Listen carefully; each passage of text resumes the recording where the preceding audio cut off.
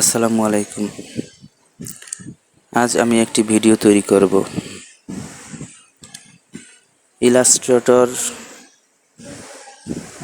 20 version ইলাস্ট্রেটরের selection টুলের কাজ দেখাবো।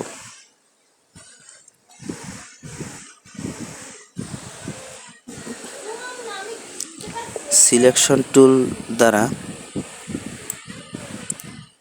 কি কাজ করা যায় সেটা দেখাবো। এখানে আমি কিছু শেপ নিছি। শেপ নেওয়ার পরে আমি এই শেপগুলো দ্বারাই সিলেকশন টুলের কাজ দেখাবো। এখানে অনেকগুলো টুল আছে। এই টুলের ভিতরে এই সিলেকশন টুলের কাজটা সবচেয়ে বেশি। এখানে আমি একটি ক্লিক করলাম।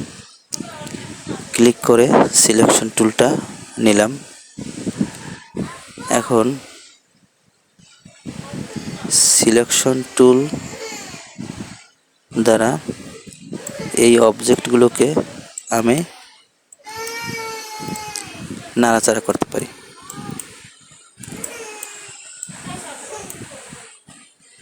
এখন আমি সিলেকশন টুল দ্বারা একে শিফট চেপে রেশিও হারে বড় করতে পারবো, আবার রেশিও হারে ছোট করতে পারবো। শিফট না চাপলে একদিকে বড় হবে, একদিকে বড় হবে, একদিকে বড় হবে। আমরা চাইলে এদিকে বড় করতে পারি, আবার এদিক থেকে বড় করতে পারি, এদিক থেকে বড় করতে পারি।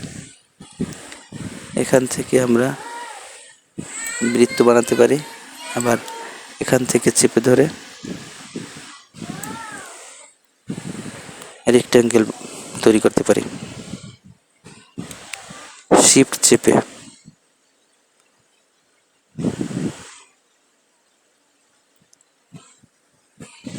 ড্র্যাগ করলে বর্গক্ষেত্র হয়।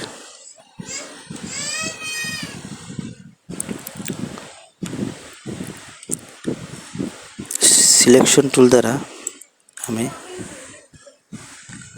যদি শিফট অল্টার প্রেস করি তাহলে চারিদিকে সমানভাবে বড় হবে, আবার চারিদিকে সমানভাবে ছোট হবে। শিফট অল্টার চেপে ধরে ড্র্যাগ করলাম, ছেড়ে দিলাম, আবার শিফট অল্টার চেপে ধরে ড্র্যাগ করলে ছোট হবে, চারদিকেই রেশিও হারে ছোট হবে। আর শুধু শিফট কি চেপে ধরে যদি আমি টান দিই তাহলে একদিকে রেশিও হারে ছোট হবে।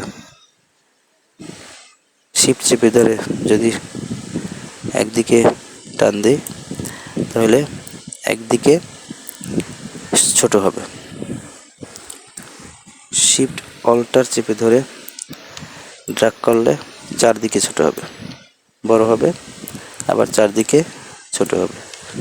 এটা শুধু শিফট অল্টার প্রেস করে ড্র্যাগ করলে। এখানে আরো কিছু কাজ আছে। এই মাউস পয়েন্টারটা এখানে নেওয়ার সাথে সাথে এটা বেঁকা হয়ে যায়। একে আমরা ঘোরাতে পারি, বিভিন্নভাবে ঘোরাতে পারি, যেভাবে আমার রাখা দরকার সেভাবে রাখতে পারি।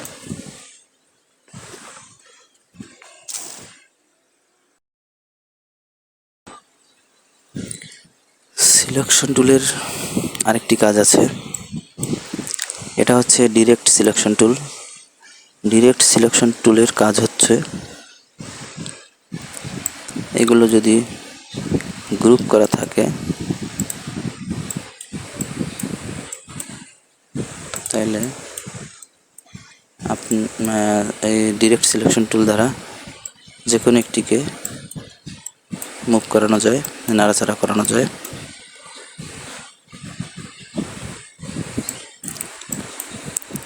আমি যদি এই বর্গক্ষেত্রকে আয়তক্ষেত্র করতে চাই তাহলে আমি এখান থেকে ধরে এই দুইটা বিন্দুকে এই বিন্দুটা আর এই বিন্দুটা এইভাবে সিলেক্ট করে যদি আমি ধরে ড্র্যাগ করি তাহলে একসাথে ড্র্যাগ হবে, ছোট করতে পারি, তাও সিলেক্ট করতে পারবো। আমি এখান থেকে ধরে ড্র্যাগ করে আমি এভাবে করতে পারি। আবার এখান থেকে যদি করতে চান তাহলে তাও করতে পারবেন। আপনি যে কোনো একখানা সিলেক্ট করলেই হবে। এরপরে আপনি যে কোনো কোণা ধরে টান দেবেন, আপনার মনের মতো শেপ তৈরি করতে পারবেন।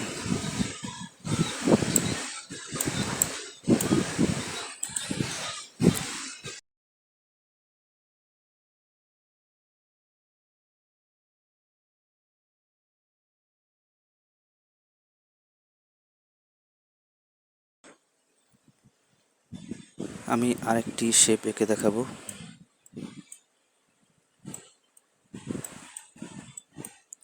এই শেপটা দিয়ে একটি শেপ আঁকি। এখানে যদি আমি একটা কোণ সিলেক্ট করি, যেমন ডাইরেক্ট সিলেকশন টুল ইউজ করে আমি একটা কোণ সিলেক্ট করলাম। এখন যদি আমি ডিলিট প্রেস করি তাহলে এটা ত্রিভুজ হয়ে যাবে।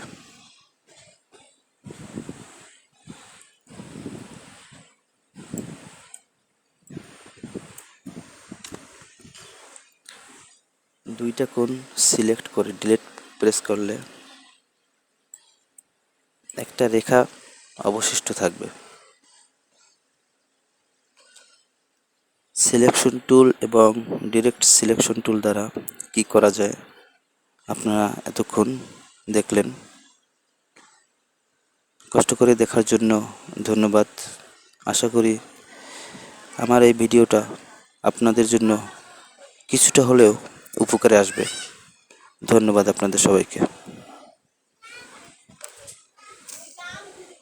পরের পর্বতে আমি ম্যাজিক টুলের কাজ দেখাবো।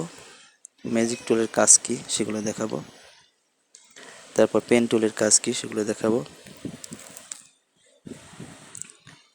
এভাবে একে একে সব টুলের কাজই আমি আপনাদেরকে একটা একটা করে দেখাবো। যদি কোনো প্রশ্ন থাকে তাহলে ইনবক্স করবেন, ইনশাল্লাহ আমি অ্যান্সার করার চেষ্টা করব। এবং ইনবক্স থেকেই আপনি আমাকে প্রশ্ন করবেন, আমি ইনবক্সে উত্তর দিয়ে আপনাদেরকে বোঝানোর চেষ্টা করব। এবং আমি প্রতিদিন আমার কমেন্ট বক্স চেক করি। আশা করি আপনাদের সমস্যা দূর করতে পারবো। ধন্যবাদ আপনাদের সবাইকে। আর দয়া করে আমার চ্যানেলটাকে একটা সাবস্ক্রাইব দেবেন পরবর্তী ভিডিওগুলো পাওয়ার জন্য।